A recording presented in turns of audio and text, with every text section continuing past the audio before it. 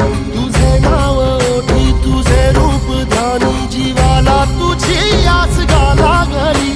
जरी बाप सा